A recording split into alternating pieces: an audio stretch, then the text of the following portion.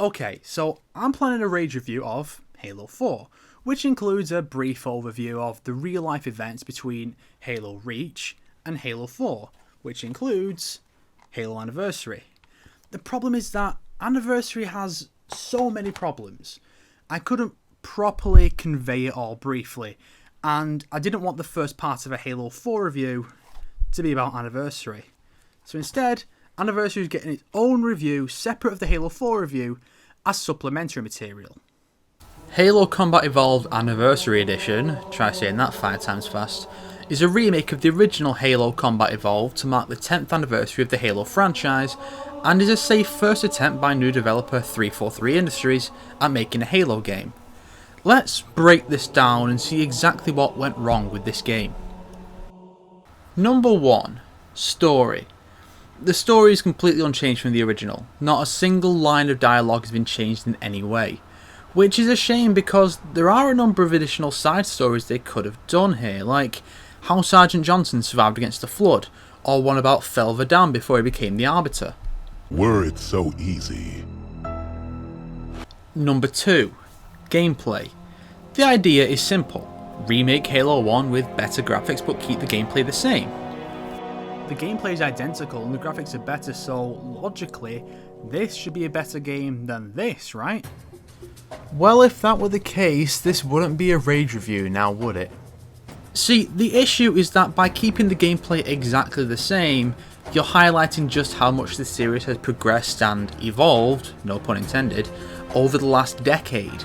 As a result, the gameplay feels utterly archaic, especially with the newer graphics. The Halo 1 gameplay is fine, sure, but you really start to miss features like hijacking, sprinting, and assassinations. So while the gameplay was brilliant back then, by today's standards, it just feels subpar. And why couldn't they at least make that annoying, overly long tutorial section optional in this version? Number 3. Graphics and animation.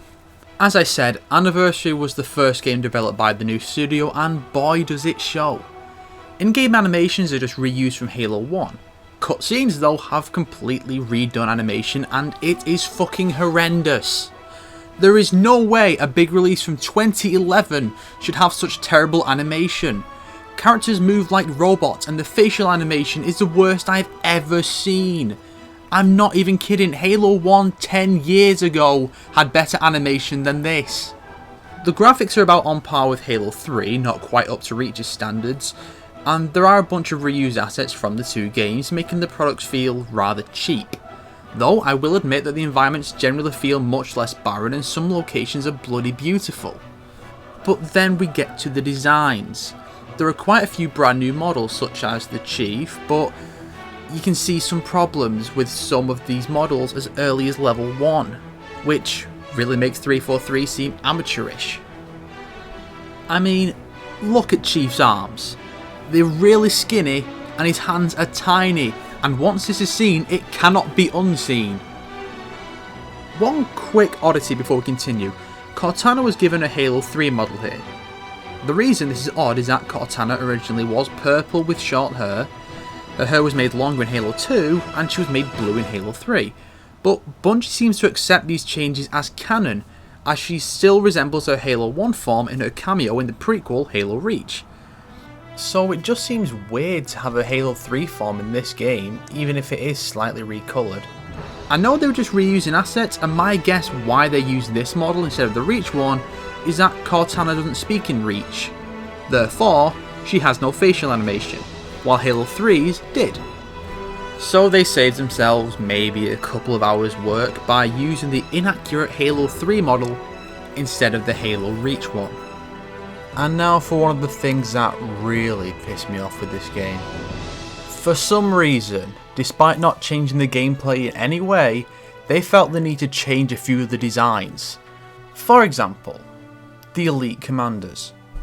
Ever since Halo 1, the Elite Commanders have always worn this cool, sleek golden armour. In this game, however, they took this really bulky Elite model from Halo Reach and they just gave it this really dull colour. Now, like a lot of other things I'm bringing up in this video, This is one of those things that may not mean much to a lot of people, but to me it really does. The classic golden armour is one of those designs that's been around for 10 years and, aside from the blue one, is the most recognisable colour for the Elite. And in this game they just randomly made it dull. Why? But it's not just the enemies that have been changed.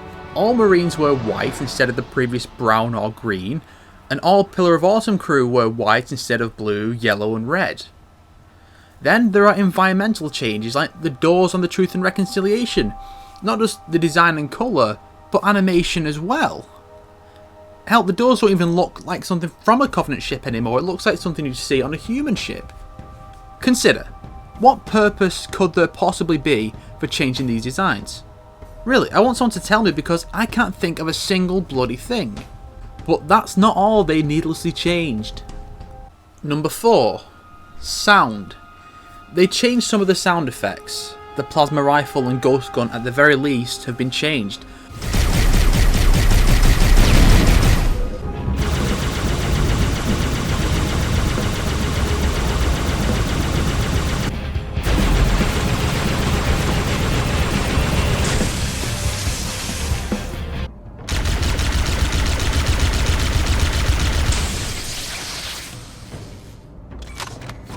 Not all of them are changed, just these two, so I don't see the point. I don't understand the logic of changing the sound effects, and this became more of an issue in Halo 4, so I'll save my big rant for that review, but it's still a pain in the arse here.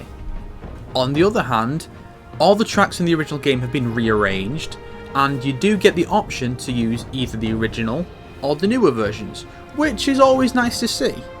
A nice gesture that acknowledges the originals while also saying, here's the new version. I like that.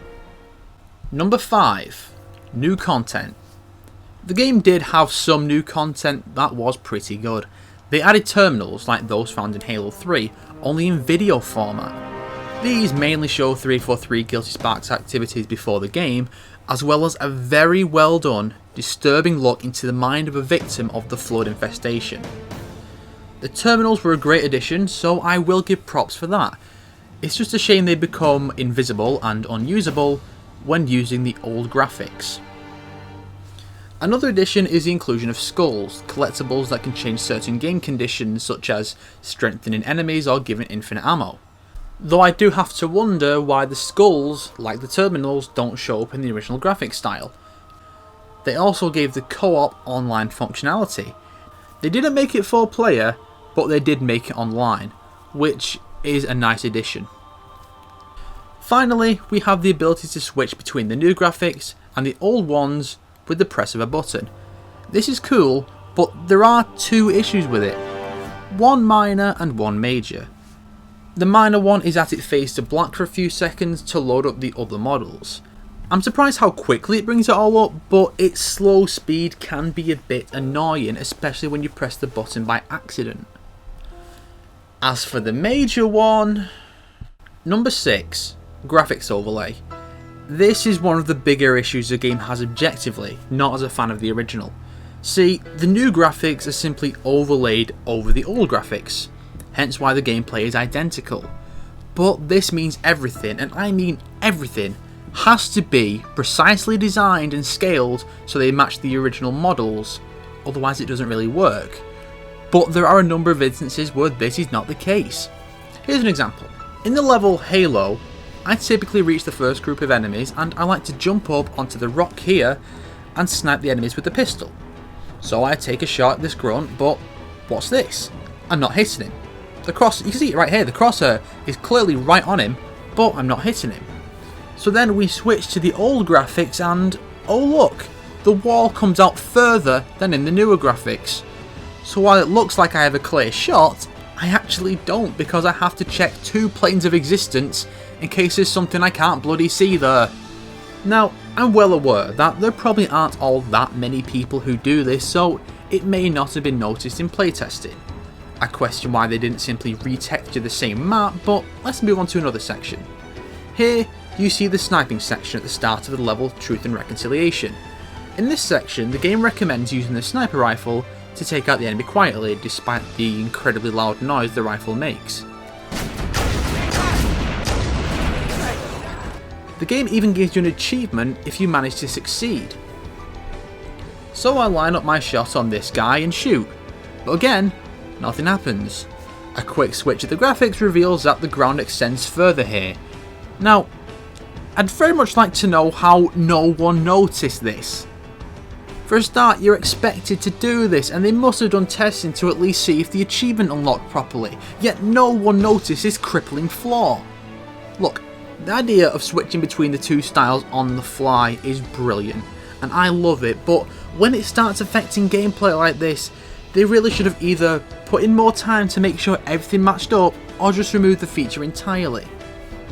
I'm sure there are other places this crops up, but I'd like to point out one in particular. In the library, there's a wall towards the end of the level, as you can see here, that you can walk through. I came across this accidentally while playing co-op, but it's not a case of misjudging how far the floor or wall goes. It's a bizarre redesign where what seems to be a door is closed in the new version when it was open in the original. If this had been intentional to conceal a skull or other Easter egg, I'd understand, but I really don't see how you could screw this up while mapping the area. Again, proving that they probably should have just retextured everything instead of redesigning it. And I'm not sure if this is related to this, but it wasn't in the original, so I'm inclined to believe it is. It's a common occurrence for a weapon to get stuck in a wall spinning. I've seen this many times in the game, and it should really have been noticed during playtesting, assuming they did any at all. Number 7. Lighting. This is one of those that has both positive and negative aspects to it. On the positive, you'll have big open areas like in the level Halo, which has a lot of green grass and it looks great with the newer lighting. It just adds this new level of life and vibrancy to the whole thing. It's really good. But then you have issues with the interiors. Sometimes it's fine, like the Pillar of Autumn, making it a bit brighter is okay, but then you get the levels dealing with the flood in the latter half of the game. This is supposed to be more horror-ish, I guess, so that's why it's supposed to be really dark and the flashlight becomes more important.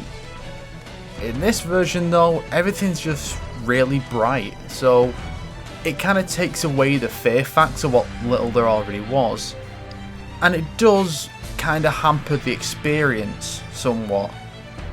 Number 8. Multiplayer. Considering that all the gameplay was exactly the same, you'd think the multiplayer would be as well, but no. This game doesn't have multiplayer. What they did instead was make an anniversary map pack. A map pack for Halo Reach consisting of a bunch of classic Halo maps, which is fine, though I would have preferred it to be just Halo 1 maps instead of going into ones from later games. It's fine having those maps, but since it's Halo 1 anniversary, you kind of expect it to all be based around Halo 1. They also added another map for Halo Reach's Firefight mode, which is based on the level Halo, and as a first for that mode, has AI allies to help you out. Pretty cool, though it's a shame they didn't do more with this idea. Number 9. How I'd have done it. Had I been in charge of this remake, here's how I'd have done it, if the title wasn't obvious enough. A. Do a poll asking fans what gameplay mechanics they wanted included, or just go with Halo 4's gameplay, giving the fans a taste of what's to come, even if it wasn't very good. B. Add enemies from later games such as brutes, drones and other flood forms, because canonically they're supposed to have always been there, so their absence at this point just seems weird. C. Add vehicles from later games such as Falcons, Mongoose and even Scarabs. Imagine a Scarab encounter in, I don't know, Assault on the Control Room. D. Add weapons from later games such as DMRs, needle rifles and fuel rod guns. E. Add newer concepts such as ODSTs and newer Covenant ranks. F. Add new levels based around supporting characters, as I said before. Hell, some games do this with ports a few years later, so why not a remake a decade later? G. Add physics. Enemies dying in the silly Halo 1 animations looks really out of place these days. H. Make all the designs consistent with Halo 1's. I. Keep the same sound effects. J. Fix the start of 2 Betrayals so the Chief starts not with the plasma pistol and shotgun, but with an assault rifle like he has in the cutscene. And also make sure the rifle doesn't clip through the Chief's chest armour. So you see, Halo Anniversary should have been a very easy thing to make, but they managed to screw up so much of it. Still, there were some good new features like the online co-op, so I'm willing to give them another chance when they inevitably turn around and make Halo 2 Anniversary. And hey, if it got new people interested in the series, that's always a good thing, right? It's just a shame that the next game they'd get was an absolute fucking disaster. And I'm going to tell you all about it next time.